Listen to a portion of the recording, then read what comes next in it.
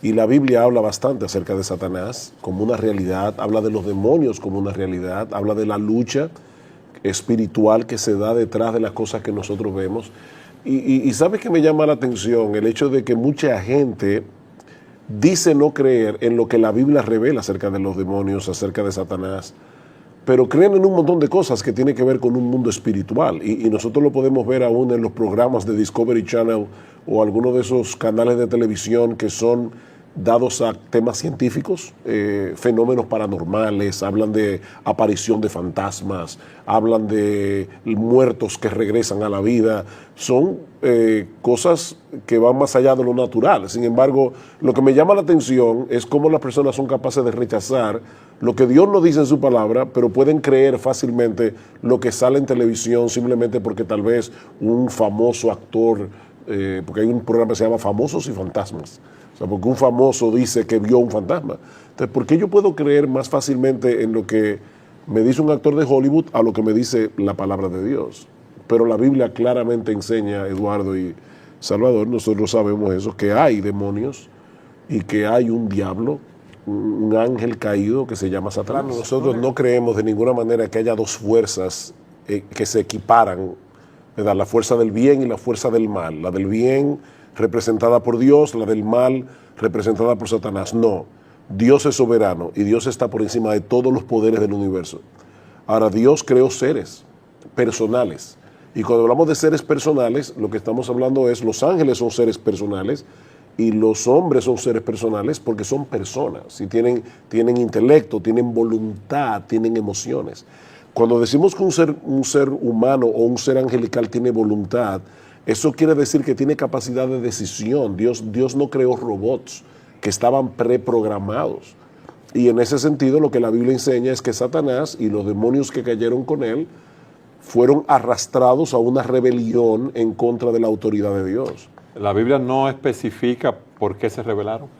No, pero puede darnos ciertas claves, ciertos elementos. Por ejemplo, en 1 Timoteo capítulo 3, un texto que no está hablando acerca de Satanás, está hablando acerca de las personas que aspiran a ser pastores en una iglesia, dice que una de las cosas que no deben ser es un neófito, porque dice que fácilmente, o sea, un nuevo creyente que lo colocan en una posición de autoridad, fácilmente se puede envanecer y caer en la condenación del diablo. Y aparentemente lo que Pablo está presuponiendo allí es que en la caída del diablo, el elemento del envanecimiento, el elemento del orgullo estuvo envuelto. Entonces, es un ser creado que repentinamente quiso tener su propio reino y se rebeló contra Dios.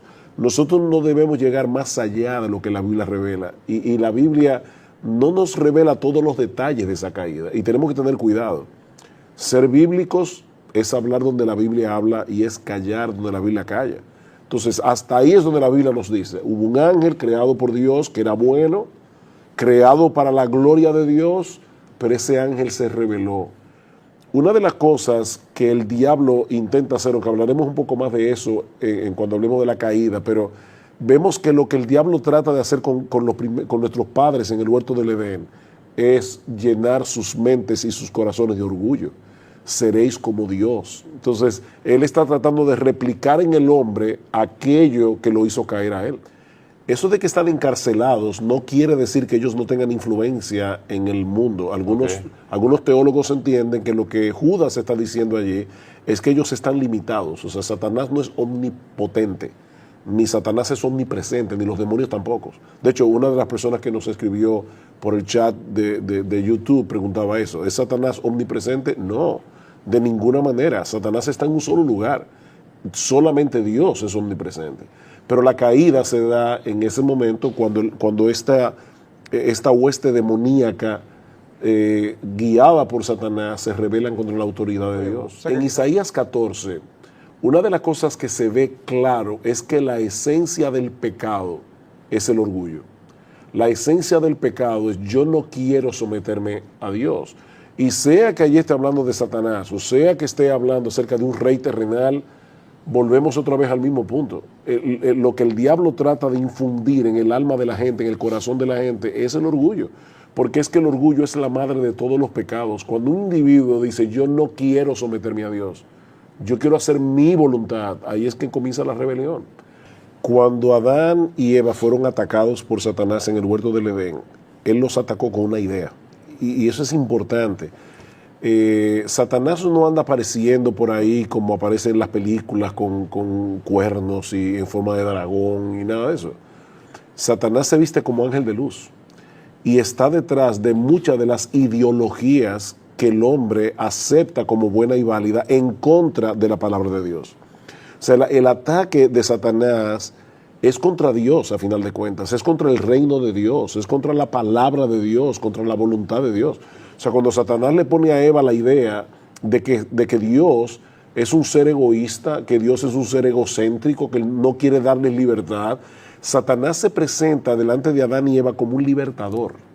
Si ustedes me obedecen a mí, si ustedes hacen lo que yo les estoy sugiriendo que hagan, porque Satanás no nos obliga a pecar, como tú bien decías. El diablo y sus demonios nos tientan, pero cuando yo peco, peco porque soy responsable de mi pecado. Pero él le vendió esta idea, y la idea era, si ustedes se rebelan contra la autoridad de Dios, ustedes van a progresar, ustedes serán como Dios. Y es increíble cómo hasta el día de hoy es exactamente lo mismo.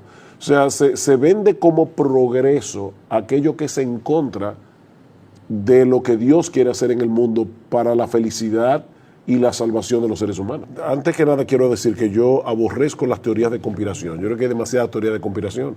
Pero lo cierto es que hay una conspiración espiritual. O sea, ellos tienen comunicaciones, ellos conocen a los seres humanos, ellos saben cuáles son tus gustos. Imagínate que tú estás en una habitación hablando con alguien de un plan que tú tienes. Satanás conoce todo eso porque tiene un sistema de información impresionante. Aparece de repente un individuo que tiene contacto con este tipo de mundo espiritual y te dice, yo sé que tú estás planificando un negocio proyecto, de tal cosa, y dice, wow, pero nadie sabía eso. Nadie sabía eso. No, sí lo sabían. Entonces, hay personas que tienen de alguna forma contacto con ese mundo espiritual. Y la Biblia nos dice claramente que nosotros debemos tener cuidado con ese tipo de personas. La Biblia prohíbe tajantemente que nosotros busquemos brujos, adivinos, y hay una razón primordial para todo eso, y es que tan pronto tú te amparas en ese tipo de cosas, tú estás dejando a un lado la palabra de Dios y al Dios de la palabra. O sea, ir hacia los adivinos es alejarte de Dios.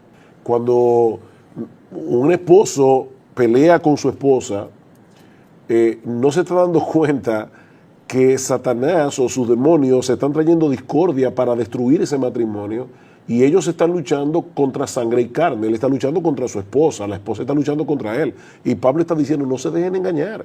Vuestra lucha no es contra sangre y carne. Y tu esposa es de sangre y carne, o tu vecino, o ese hermano de la iglesia con el que tú tienes un problema. No, y que en esa misma carta de Efesios, Pablo habla de las maquinaciones de Satanás. Tú hablabas de que son seres inteligentes. Maquinaciones. Ellos no atacan a tontas y a locas, ellos tienen un objetivo. Y en ese sentido alguien decía, cuando tú juegues con el pecado, recuerda que el pecado no está jugando contigo. El pecado no está jugando con nosotros. Sí. Y es Satanás y sus demonios que están detrás de llevarnos a pecar, llevar al incrédulo a no venir a los pies de Cristo en arrepentimiento y fe, y llevar a los creyentes al error, llevar a los creyentes a dar un mal testimonio para que el evangelio sea pisoteado. Satanás está detrás de todo eso. Es interesante, Cristo dice en la parábola del sembrador, cómo él arrebata la palabra que es sembrada en el corazón de las personas. Él quiere distraer a las personas para que no se salven, para que esa palabra no fructifique en sus vidas. Fíjate, Cristo es Dios. Porque cuando se habla de este tema hay personas sofisticadas que piensan que esto es medieval, estamos en el oscurantismo medieval. Que somos unos atrasados. Exactamente. Cristo le dice a los discípulos, Satanás os ha pedido para zarandearos como a trigo. O sea, Cristo está diciendo ahí, Satanás es un ser real, es una persona que los ha pedido para zarandearlos como a trigo. Ahora, gracias al Señor, que eso también nos revela que Satanás no es omnipotente, él no puede actuar sin el permiso de Dios. Y probablemente la persona estará preguntándose, pero entonces, ¿por qué Dios le da permiso? Hay un punto en esto ya que llegamos al misterio donde no nos ha sido revelado todo lo que Dios tiene en su mente. Pero lo que sí sabemos con toda seguridad es que el reino de Dios vencerá. Satanás y sus demonios no se van a salir con la suya. Ellos quisieron destruir la obra de Dios y en Primera de Juan dice, para eso apareció el Hijo de Dios, para deshacer las obras del diablo. Para eso vino Cristo, para revertir lo que el diablo causó. ¿Y a qué precio? Vuelvo y repito, el primer problema es que tú puedes estar coqueteando con algo verdaderamente maligno. Tú puedes estar coqueteando con algo que tenga consecuencias eternas para tu alma. Esas personas que, primero, un creyente jamás en la vida, jamás debería guiarse por el horóscopo, tampoco debería jugar la lotería que Pero trabaje. Sujel, hay personas que tienen un sueño y van donde alguien que, como decimos en República Dominicana, que le arregla el sueño. Entonces, dime, ¿qué te pasó en el sueño? Bueno, yo me vi que estaba en mi casa sentado, entonces te preguntan, ¿cuál es el número de tu cédula de identidad? exacto. Y te arreglan el sueño y te dicen, mira, eso da 06, 18 y 22. Entonces ellos juegan ese número a ver si Y tú sabes se sacan en la lotería. la cantidad de personas que pierden una fortuna llevándose de ese tipo de cosas. El hombre es supersticioso. Desde que el hombre cayó en pecado y se alejó de Dios, es capaz de creer cualquier cosa. No es que el hombre haya dejado de creer, el hombre es un creyente y está creyendo cosas, aunque sea la teoría de la evolución, pero está creyendo cosas. Y también están creyendo cosas demoníacas, cosas psíquicas o lo que sea. Por este tipo de cosas, pero al final de cuentas, lo que el diablo está tratando de hacer, ya sea con los psíquicos engañadores o con los que de verdad tienen de alguna forma contacto con este mundo espiritual, es alejar a las personas de Dios. Yo no quiero confiar en Dios y su palabra. Yo no quiero ver cuál es la voluntad de Dios para mí, que Él me ha revelado claramente en su libro. Y otra cosa más, ¿por qué yo quiero saber el futuro? Porque yo no quiero confiar en Dios. Yo no quiero poner mi futuro en manos de Dios. Yo quiero que me revelen previamente lo que va a suceder. Y por eso voy a este tipo de personas que leen la mano, leen la taza, la baraja. Pero de nuevo es una desconfianza en Dios. Entonces, ¿detrás de qué es que anda Dios? Él anda detrás de la confianza que el hombre deposita en Dios. Él no quiere que hagan eso. En Primera de Juan, una de las cartas del Nuevo Testamento, dice que el mundo entero está bajo el maligno. ¿Y qué significa eso? Que todas las personas que no son creyentes están bajo la influencia de Satanás. Pero no es lo mismo estar bajo una influencia general de Satanás y sus demonios a estar poseído por un demonio. Una persona que ya, cuando dice que Satanás llenó el corazón de Judas, está usando la misma expresión que se usa en el Nuevo Testamento para hablar de la llenura del Espíritu Santo. La palabra llenura en ese caso es control. O sea, la idea es una persona llena del Espíritu Santo. Todos los creyentes tienen el Espíritu Santo, pero hay personas que están más bajo el control del Espíritu y su palabra. Bueno, de igual manera, los no creyentes están bajo el maligno, pero hay personas que están más bajo el control de ese mundo espiritual. Y son personas que llegan a estar posesas por demonios. Y en muchos de los casos son personas que voluntariamente comenzaron a coquetear con ese mundo de alguna forma. O sea, eso no pasa a tontas y a locas.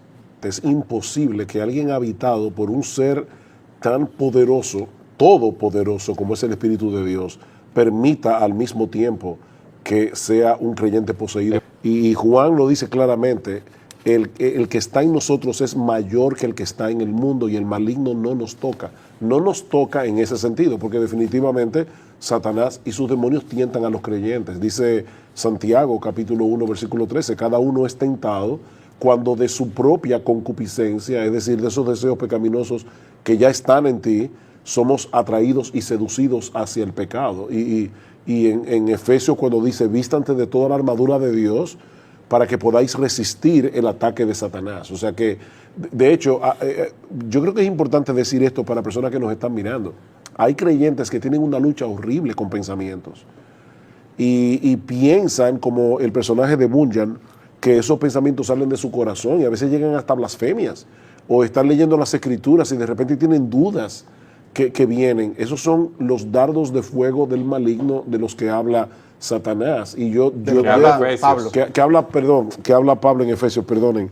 El punto sigue siendo que esos dardos de fuego, yo tengo que defenderme de ellos con el escudo de la fe. Yo creo lo que Dios dice, yo creo en la palabra de Dios. Y yo le diría a una persona, porque alguien preguntó acerca de eso aquí, yo le diría a una persona, llena tu mente de Cristo, porque también a veces estamos tan pendientes, así como hay personas que no creen en el diablo, hay personas que tienen su mente tan concentrada en los temas demoníacos y satánicos, que no le dan lugar al evangelio, no le dan lugar a pensar y meditar en la persona de Cristo y en la gloria de Cristo. Entonces, en ese sentido, yo le diría, no estés tan pendiente de esos pensamientos que vienen a ti, porque son dardos de fuego del maligno. No te tomes tan en serio, en otras palabras.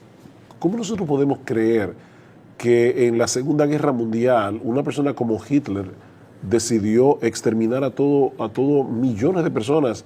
¿Qué influencia demoníaca puede haber allí cuando un ser humano se levanta y extermina, o como está pasando hoy día, con etnias completas que son barridas por otras etnias que se creen superiores? Eso es demoníaco. Pero no podemos ver a Satanás y sus demonios únicamente en cosas tan dramáticas como esa. Vuelvo y repito, en una mentirita blanca. Dice Pablo, Satanás se viste como ángel de luz. Fíjate, por ejemplo, cómo el hombre usa el lenguaje en el día de hoy. Y yo creo que hay algo demoníaco en eso. Las personas hablan de la libertad de expresión, no hablan de permiso para vender pornografía. Porque la palabra pornografía es muy cruda y no hablan de aborto, no hablan de asesinato, hablan de pro-escogencia, pro-choice, ¿verdad? No, yo no estoy a favor de que maten bebés, yo estoy a favor de la libre elección de la mujer. Es un eufemismo, es una forma de manejar el lenguaje para esconder algo que está terriblemente mal detrás, y en ese sentido Satanás se disfraza como ángel de luz. Él vende el mal como si fuera el bien. Yo estoy seguro que hay muchos aquí que en el día de hoy necesitan una palabra de aliento. Y eso es precisamente, mis hermanos, lo que nosotros tenemos en este pasaje que vamos a considerar en la mañana de hoy. Ahora, extrañamente, lo primero que hace Dios con este pueblo desanimado, con este pueblo desalentado, es enfrentarlos con la realidad de que el edificio que ellos estaban construyendo definitivamente no podía compararse con el anterior. Una forma rara, ¿verdad?, de alentar al pueblo. En otras palabras, mis hermanos, lo que estoy diciendo es que en vez de meter el problema debajo de la alfombra, lo que hace Dios es sacarlo a la luz y ponerlo delante de sus ojos. Y eso nos lleva de la mano a la primera enseñanza de este pasaje. Tratar de evitar la realidad no es la solución para escapar del desaliento. No metas la cabeza en el hoyo. Tratar de evitar la realidad, mis amados hermanos y hermanas, no es la solución para tratar de escapar del desaliento. Versículo 1 al 3. El día 21 del mes séptimo vino la palabra del Señor por medio del profeta Ageo diciendo: habla ahora Zorobabel, hijo de Salatiel, gobernador de Judá, y al sumo sacerdote Josué, hijo de Josadac, y al remanente del pueblo diciendo, es Dios que está diciendo, ¿quién ha quedado entre vosotros que haya visto este templo en su gloria primera? ¿Y cómo lo veis ahora? Tal como está, no es como nada a vuestros ojos. Dios les está diciendo, ustedes tienen razón. Este segundo templo no tiene comparación con la magnificencia del templo que construyó Salomón. Ahora, noten, mis hermanos, antes de entrar en materia, que en el versículo 1 se resalta el hecho de que este mensaje vino por medio del profeta Ageo el día 21 del mes séptimo. Y esta fecha es importante por varias razones. Por un lado, porque en el calendario hebreo este era el mes con más festividades religiosas y por lo tanto con muy poca actividad laboral. Al principio del mes séptimo se celebraba la fiesta de las trompetas. Unos días después el día de la expiación, el Yom Kippur, y 5 días más tarde la fiesta de los tabernáculos. Desde el 15 al 22 del mes séptimo, los israelitas debían vivir en tiendas de campaña para recordar cómo Dios los había cuidado y protegido durante el éxodo. El problema es que en cada una de esas fiestas había que guardar días de reposo. No se podía trabajar. De manera que venía una festividad tras otra y el proyecto de construcción, que apenas había comenzado un mes atrás, estaba detenido. Pero esta fecha también es importante porque según Primero de Reyes capítulo 8 versículo 2, fue precisamente en el mes séptimo que Salomón inauguró el primer templo. Así que era muy probable que estos israelitas se sintieran frustrados y nostálgicos. Las dos cosas. No habían podido adelantar todo lo que hubieran querido y el recuerdo del antiguo templo les resultaba muy doloroso. Mis hermanos, cuidado con la nostalgia. Cuidado con la nostalgia. Porque puede resultar muy peligrosa. Hay personas que viven ancladas en una supuesta era dorada de la historia de la iglesia. Y piensan que la iglesia de ahora no sirve. Me hubiera gustado vivir en la época de la iglesia primitiva, o me hubiera gustado vivir en el tiempo de Whitefield o en el tiempo de Spurgeon. Y entonces miran a su alrededor lo que está sucediendo en muchas iglesias y se sienten profundamente decepcionados. Estaba recordando cuando pensaba en esto que hubo una época en esta iglesia que ese era el sentimiento de la mayoría de los miembros que han estado aquí prácticamente desde el principio. Siempre que empezábamos a hablar de la historia de nuestra iglesia, cómo comenzamos hace 44 años atrás, en verano del año 1978, recordaban con mucha nostalgia aquellos primeros años cuando había tanto fervor por leer las escrituras, había tanto fervor por evangelizar, había tanto fervor por aprender de teología. Y ciertamente fue una época de verdad muy especial que debemos recordar con mucha gratitud. Pero mis hermanos, no todo era color de rosa. También había mucha inmadurez. También cometimos un montón de errores que jamás quisiéramos volver a repetir. Por eso alguien decía que la nostalgia es una extraña mezcla de mala memoria con una buena imaginación. Nosotros distorsionamos nuestros recuerdos del pasado. Y cuando esa nostalgia nos atrapa, produce en nosotros una sensación de desencanto. Y esa sensación tiende a paralizarnos. Nunca volveremos a experimentar lo que vivimos en esta época. Estos israelitas se habían dejado atrapar por la nostalgia de un pasado muy glorioso y estaban profundamente desanimados. Estamos perdiendo el tiempo. Nunca podremos equiparar este templo con el primero. Pero entonces viene Dios por medio del profeta Ageo y les dice: ¿saben qué? Ustedes tienen razón. Ustedes tienen razón.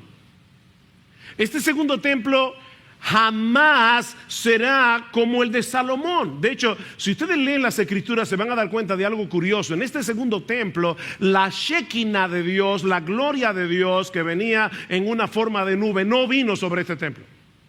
De hecho, el arca del pacto había desaparecido. En el lugar santísimo ellos no tenían arca del pacto. Este segundo templo ni en sombra tenía la gloria del primero. Y sin embargo, ahora Dios les dice: pero ¿saben qué? No deben desalentarse. No deben desalentarse. Y esto por dos razones. En primer lugar, porque el avance de la obra de Dios no depende de nuestros recursos y capacidades. El avance de la obra de Dios depende de su presencia en medio nuestro. El asunto aquí no es la magnificencia del edificio, el asunto aquí es la presencia de Dios. Noten el versículo 4. Pero ahora esfuérzate, Zorobabel, declara el Señor. Esfuérzate tú también, Josué, hijo de Josadac, sumo sacerdote, y esforzaos todos vosotros, pueblo de la tierra, declara el Señor, y trabajad, porque yo estoy con vosotros, declara el Señor, conforme a la promesa que os hice cuando salisteis de Egipto. Mi espíritu permanece en medio de vosotros, no temáis. El problema de esta gente era que estaban magnificando los obstáculos y minimizando a Dios. Mis hermanos, lamentablemente nosotros tenemos un Dios muy pequeño. Yo no estoy diciendo que Dios es pequeño, de ninguna manera.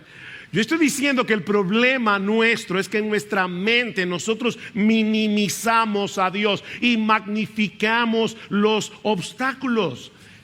La debilidad de estos israelitas era real. Su falta de recursos en comparación con los que tuvo Salomón en su tiempo era real. Pero a final de cuentas, ellos tenían lo necesario. Ellos tenían lo necesario. ¿Ustedes recuerdan cuál fue la palabra de David a Salomón cuando él iba a iniciar el templo? La construcción del primer templo. Esfuérzate, sé valiente y haz la obra, no temas ni te acobardes, porque el Señor Dios, mi Dios, está contigo. Él no te fallará ni te abandonará hasta que toda la obra del servicio de la casa del Señor sea acabada. Estas palabras son muy similares a las de Ageo en los versículos 4 al 5. Esfuércense, trabajen y no teman. Esfuércense, trabajen y no teman. No se queden ahí sentados esperando que lleguen tiempos mejores. Tomen la determinación de hacer lo que tienen que hacer. ¿Saben por qué? Porque se van a sentir mejor si hacen un esfuerzo. No, mis hermanos. Lo que tenemos aquí no es ese tipo de estímulo psicológico. Lo que estaba detrás de esa nota de aliento era una realidad mucho más trascendente y gloriosa que ellos debían contemplar con los ojos de la fe, porque yo estoy con vosotros, declara el Señor. Yo estoy con ustedes. Esfuércense, trabajen, no teman, porque yo estoy con ustedes, mis hermanos. Ese es el mensaje de Dios para mí y para ti. En nuestras propias fuerzas, nosotros somos menos que nada, pero amparados en el poder del Todopoderoso, mis hermanos, ¿habrá algún obstáculo que sea imposible de vencer? Esta semana, uno de los hermanos de nuestro grupo pequeño nos recordó una frase que Jerry Bridges usa en algunos de sus libros y que describe muy bien esa dinámica misteriosa de la vida cristiana. La frase es responsabilidad dependiente. Tú y yo necesitamos asumir una responsabilidad dependiente. En otras palabras, haz lo que tengas que hacer. No rehuyas tu responsabilidad, pero no cometas el error de hacerlo en tus propias fuerzas. Responsabilidad dependiente. Es la presencia de Dios con nosotros lo que hace la diferencia. Y es por eso que esta promesa se repite una y otra vez, una y otra vez, una y otra vez a lo largo de todas las Escrituras. Deuteronomio 31. Dios le dice a Josué: sé firme y valiente, porque tú entrarás con este pueblo en la tierra que el Señor ha jurado a sus padres que les daría. El Señor irá delante de ti. Él estará contigo. No te dejará, no te desamparará. No temas ni te acobardes. La misma palabra de Ageo. Y luego en Josué capítulo 1 versículo 5, nadie te podrá hacer frente en todos los días de tu vida. ¿Tú dices eso? Nadie te podrá hacer frente en todos los días de tu vida. ¿Por qué? Porque así como estuve con Moisés, estaré contigo. No te dejaré ni te abandonaré. Versículo 9, no te lo he ordenado yo. Sé fuerte y valiente. No temas, no te acobardes, porque el Señor tu Dios estará contigo por donde quiera que vayas. No hay un lugar, no hay una esquina en todo el universo en el que nosotros estemos solos de Dios. Y así, créame, yo pudiera seguir citando un texto tras otro. Uno de los problemas que tuve esta semana fue saber qué texto coger, qué texto dejar. Esfuérzate, trabaja y no temas, porque yo estoy contigo. Versículo 5, conforme a la promesa que os hice cuando salisteis de Egipto, mi espíritu permanece en medio de vosotros. No temáis. No temáis.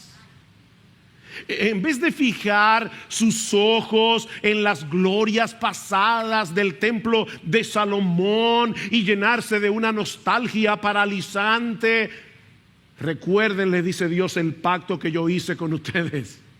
Cuando los saqué de la tierra de Egipto, yo les hice una promesa, que yo sería vuestro Dios, que ustedes serían mi pueblo, que mi espíritu estaría en medio vuestro, declara el Señor, el mismo espíritu que le dio orden al caos en la creación. Mi espíritu estará con ustedes. O como lo dice más adelante a través del profeta Zacarías, no es con ejércitos, es un texto muy conocido, no es con ejército, no es con fuerza, sino con mi espíritu, ha dicho Jehová de los ejércitos.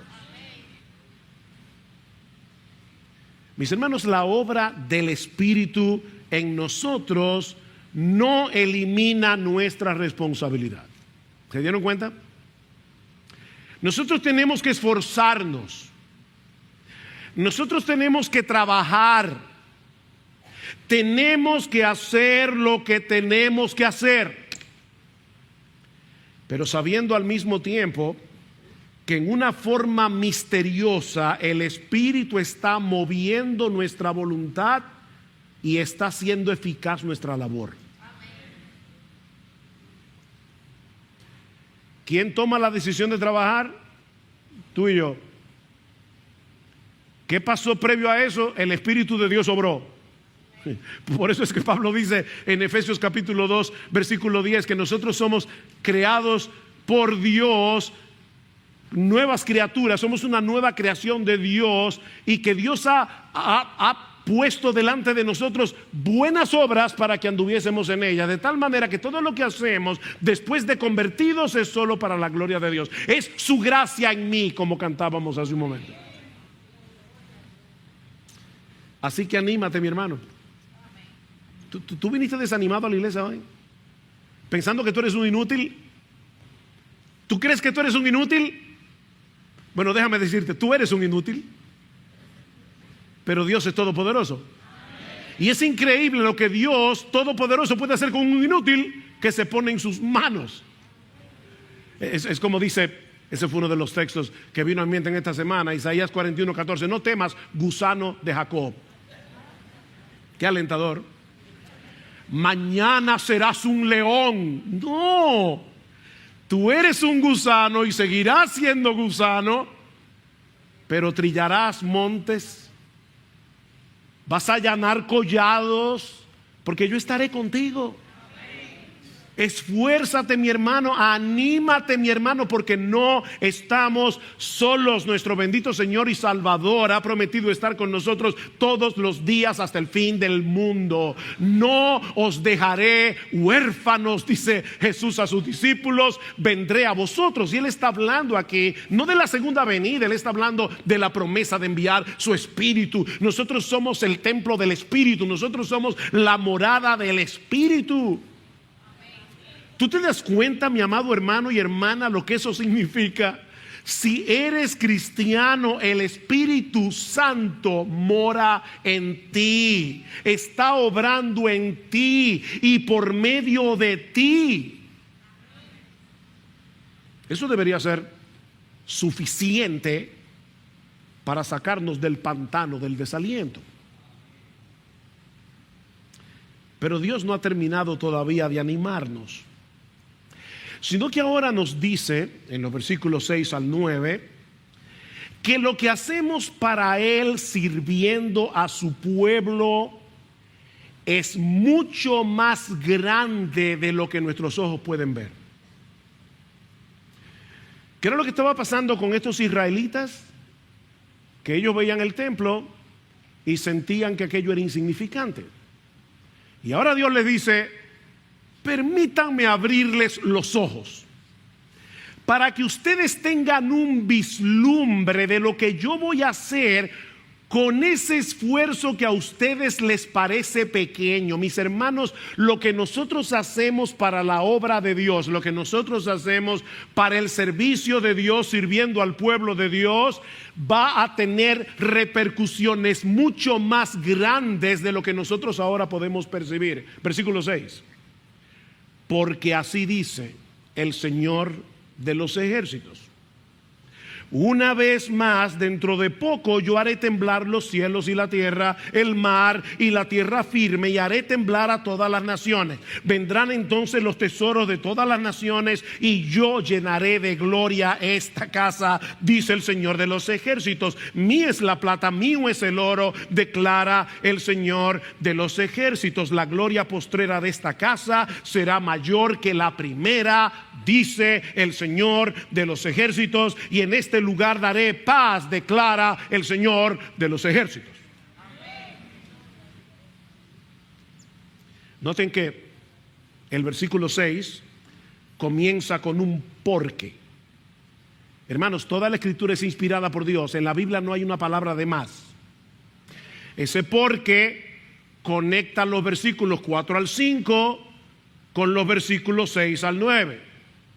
Así que la idea es esta: esfuércense, trabajen y no teman, porque así dice el Señor de los ejércitos: hay algo que yo voy a hacer en el futuro y que ustedes deben comenzar a contemplar ahora con los ojos de la fe.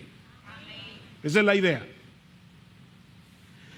Estos israelitas se sentían desanimados cuando veían el edificio que ellos estaban construyendo. Como acabo de decir, les parecía insignificante, pero ahora Dios quiere que ellos levanten sus ojos por encima del horizonte. Mis hermanos, es tan necesario que por medio de la fe nosotros miremos más allá, nosotros veamos por encima del horizonte, nosotros veamos más allá de los poderes políticos, nosotros veamos más allá del descalabro de nuestra cultura, nosotros miremos más allá de los poderosos que están tratando de implantar una agenda anticristiana en todo el mundo occidental. Tú y yo necesitamos urgentemente mirar más allá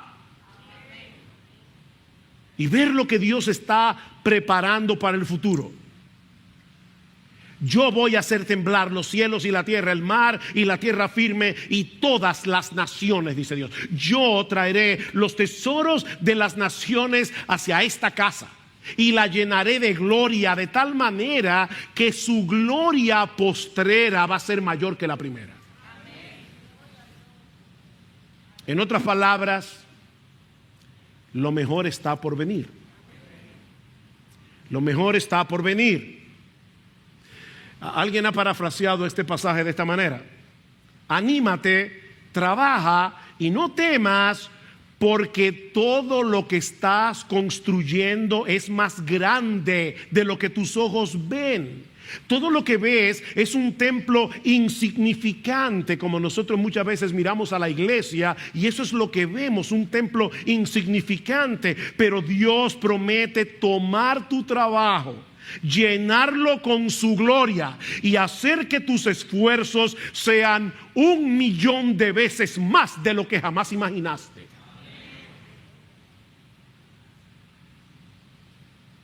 Ese templo que se estaba construyendo en los días de Ageo era un pequeño eslabón en la historia de la redención, en una cadena de eventos extraordinarios que Dios iba a llevar a cabo, dice él en el versículo 6, dentro de poco. Ahora, obviamente, hermanos, ese dentro de poco es en el calendario de Dios, no en el nuestro. Dentro de poco. Y como para Dios un día es como 1000 años, 1000 años es como un día. Es dentro de poco, espérenlo. Yo voy a hacer temblar la tierra. Mis hermanos, siempre que se usa esa frase, ese tipo de expresión en las Escrituras, es para referirse a una manifestación visible de la presencia magnificente de Dios. ¿Recuerdan lo que pasó en el monte Sinaí? Cuando Dios descendió para dar la ley al pueblo. Dice que el monte humeaba, dice que vino un gran temblor, dice que se oía un sonido de bocina. El pueblo estaba aterrado porque Dios había descendido del cielo con toda su magnificencia a encontrarse con su pueblo. De manera que lo que él está diciendo aquí es que él mismo se haría presente en medio de su pueblo en la magnificencia de su gloria. O sea, lo que el templo del Antiguo Testamento representaba se haría realidad. ¿Qué era lo que ese templo representaba? La presencia de Dios. Y ahora Dios está diciendo: no se preocupen, yo voy a hacer temblar los cielos, yo voy a hacer temblar la tierra, porque yo mismo vendré y me haré presente en medio de su pueblo. ¿Cuándo se cumplió esta profecía? Bueno, inicialmente se cumplió en la encarnación del Hijo de Dios, cuando la segunda persona de la Trinidad asumió una naturaleza humana para venir a salvarnos. Juan capítulo 1, versículo 1: en el principio era el verbo era con Dios, el verbo era Dios. ¿Y qué dice en el versículo 14? Y aquel verbo fue hecho carne y vimos su gloria, gloria como del unigénito del Padre, lleno de gracia y de verdad. Jesucristo es el templo de Dios. Es por eso que en el capítulo siguiente, en Juan capítulo 2, cuando el Señor es retado por la limpieza del templo, ¿qué les dice Cristo? Destruid este templo y en 3 días yo lo levantaré. Y Juan aclara en una nota editorial, pero él hablaba del templo de su cuerpo. Él hablaba del templo de su cuerpo. Es por eso que en Mateo capítulo 12, versículo 6, Cristo le dice a los judíos, señalándose a sí mismo: uno mayor que el templo está aquí. Yo soy mayor que el templo. Mis hermanos, Cristo es el verdadero templo de Dios. Cristo es el lugar de encuentro entre Dios y los hombres. Es por eso que dice en el versículo 9 que en ese lugar Dios dará paz. Cristo es nuestra paz, dice Pablo en Efesios capítulo 2. Él es nuestra paz. Cristo nos reconcilió con Dios por medio de su muerte en la cruz. Cristo reconcilia a pecadores entre sí en la sociedad de la iglesia. Cristo nos concede la bendición de poder experimentar la paz de Dios que sobrepasa todo entendimiento. Él es nuestra paz. Mi paz os dejo, mi paz os doy. Es en ese lugar llamado Jesucristo donde el hombre puede experimentar verdadera paz. Y Él está atrayendo hacia sí a todos los elegidos del Padre y formando con ellos un gran templo espiritual en el que manifiesta su gloria, como dice Pablo en Efesios capítulo 3, versículo 21. A Él sea gloria en la iglesia, en Cristo Jesús, por todas las edades. Es en ese contexto que los tesoros de las naciones serán traídos y consagrados a Dios. Yo estoy consciente de que la Reina Valera del 60 dice: y vendrá el deseado de las naciones, pero ahí hay un problema. El verbo está en plural. Lo que dice es vendrán. Vendrán los tesoros, vendrán lo deseado de las naciones. Nuestro Dios es soberano. Cristo prometió que él habría de edificar a su iglesia y que las puertas del Hades no iban a prevalecer contra ella. Nada ni nadie va a impedir que aún los reyes de la tierra vengan y se postren, como dice en Isaías, delante del Mesías. Y al final en Apocalipsis dice que los reyes de la tierra traerán sus glorias al Mesías. Lo que estos israelitas de los días de Ageo estaban edificando representaba algo muchísimo más glorioso de lo que sus ojos podían ver. Mis hermanos, ese templo físico representaba al Dios encarnado, a nuestro bendito Señor y Salvador Jesucristo, que en unión con su pueblo, la iglesia, es el verdadero templo del nuevo pacto, formado de piedras vivas de todo tribu, pueblo, lengua y nación, y que ya no se encuentra limitado a la ciudad de Jerusalén, sino disperso en el mundo entero.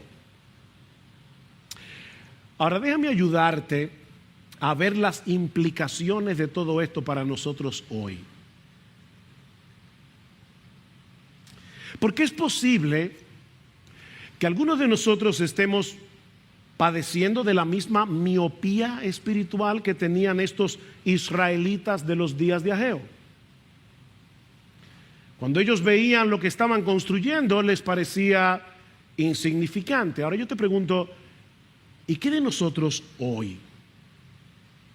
Mis hermanos, ¿estamos nosotros conscientes de lo que implica trabajar para la edificación del templo de Cristo?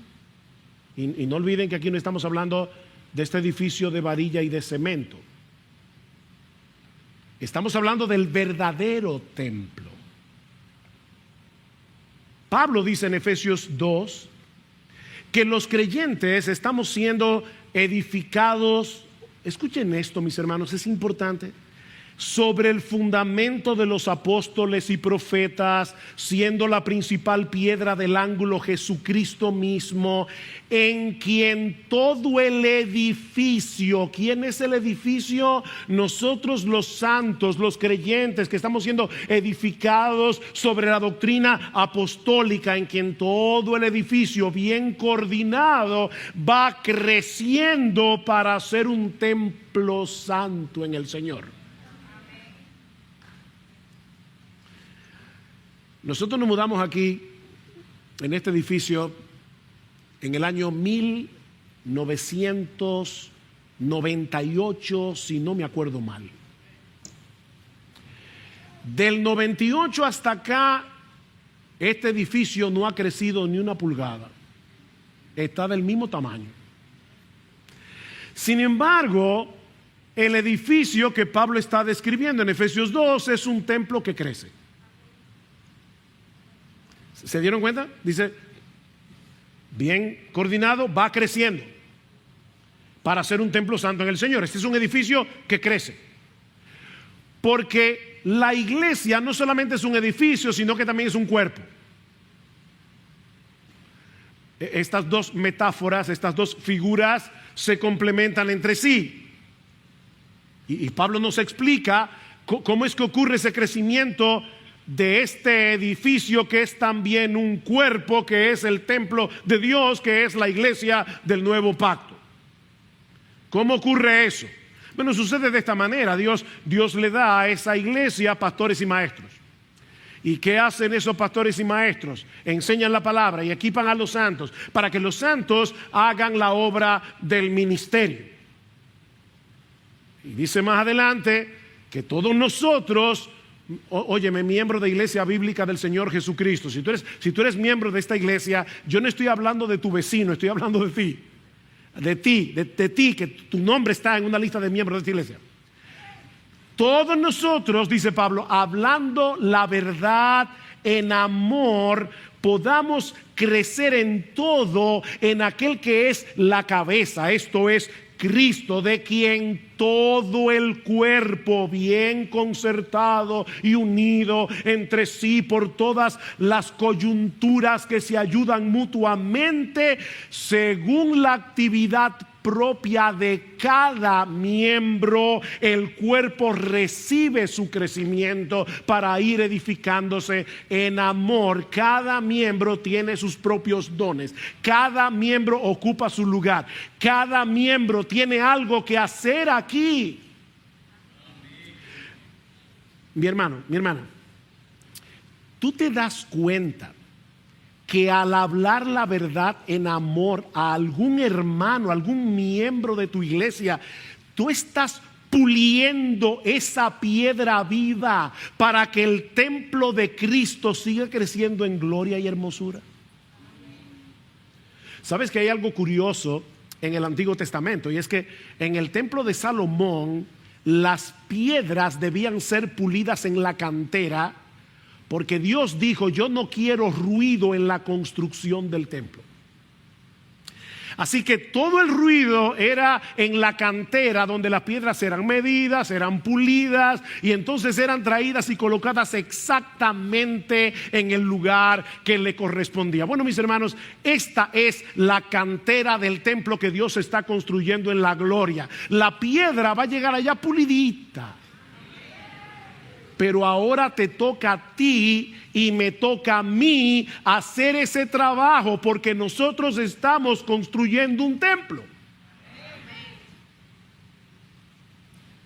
Puede que te parezca algo insignificante consolar a un creyente en medio de su aflicción, o corregir a un hermano que tú percibes que puede estarse extraviando, o ayudarlo de cualquier manera en su proceso de santificación. El cristianismo es un proyecto de comunidad. Nadie crece solo. Somos una familia. Y no son los pastores. Es increíble cómo los hermanos inmediatamente piensan que si alguien está andando mal, bueno, los pastores. Sí, los pastores tenemos un trabajo que hacer, y tú también. Somos un cuerpo, somos un equipo, somos una familia donde todos nos preocupamos por todos.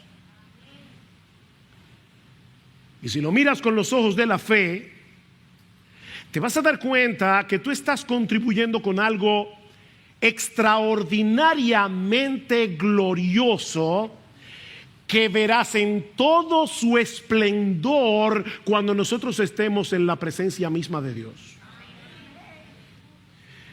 Es interesante que el autor de la carta a los Hebreos cita a Ageos 2. Ageo 2:6.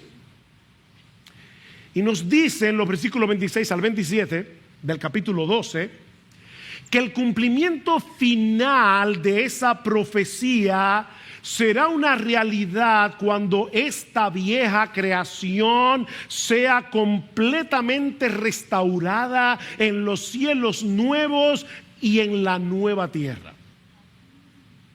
Por eso yo les decía que el cumplimiento inicial de esa profecía se cumplió con la primera venida de Cristo. Pero el cumplimiento final de esa profecía será cuando Cristo regrese en gloria. ¿Recuerdan Mateo? Dice que los cielos se moverán como con un estruendo, toda la tierra será removida.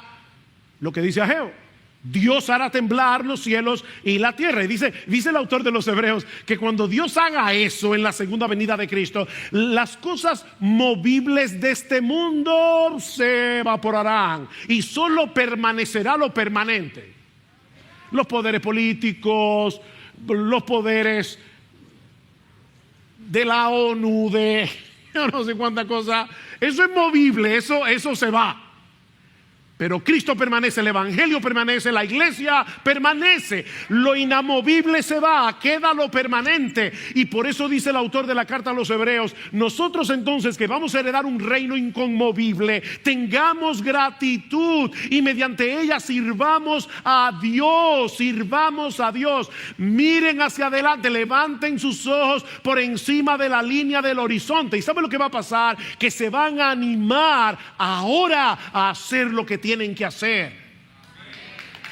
Ese es el punto. Me encanta como lo dice Apocalipsis 21, versículos 9 al 11. Dice que en ese momento la iglesia estará ataviada en todo su esplendor, como la novia, la esposa del Cordero. Y lo que más me encanta es la primera línea del versículo 11, teniendo la gloria de Dios. Sí, esa iglesia que ahora te parece tan débil, esa iglesia que ahora te parece tan insignificante, tendrá la gloria de Dios. Eso es lo que nosotros estamos trabajando para eso. ¿Ven? No mires, mi hermano, lo que la iglesia es ahora. Lo que Ageo le estaba diciendo a los judíos de aquellos días era: mira lo que viene, mira lo que viene, mira lo que esto va a hacer en la historia de la redención. Bueno, mis hermanos, lo que yo le estoy diciendo en esta mañana es: ¿tú quieres salir del pantano del desaliento? Mira lo que esto va a hacer en el día del Señor. Decía C.S. Lewis que si nosotros tuviéramos la capacidad de ver a un creyente ya glorificado, nos sentiríamos tentados a adorarlo.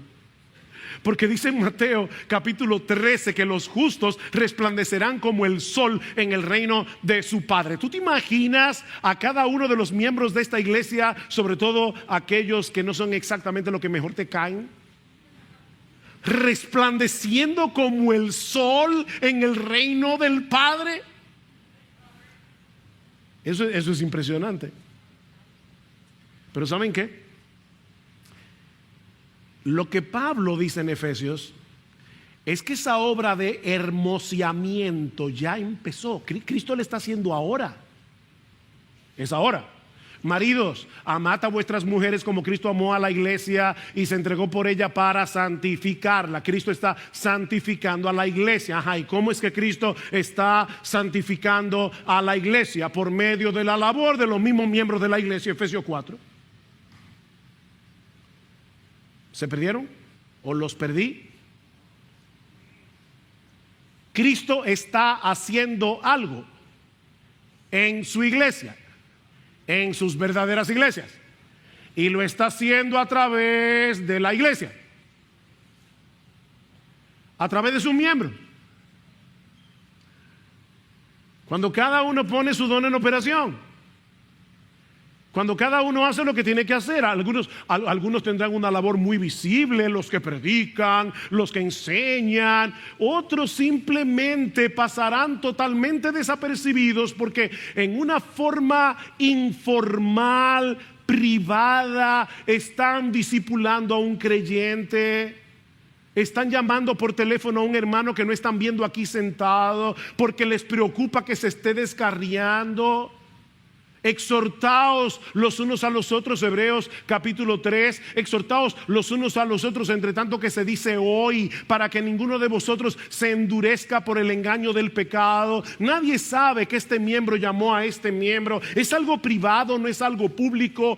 Pero mis hermanos, nosotros estamos construyendo algo impresionante.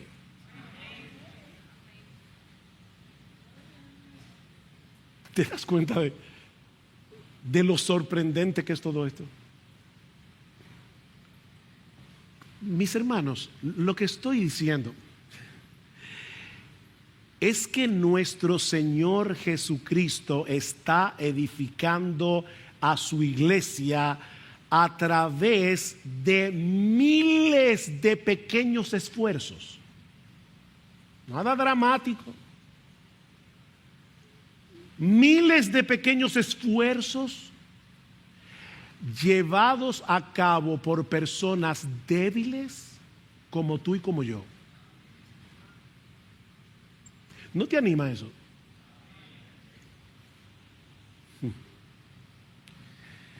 Como los israelitas de los días de Ageo,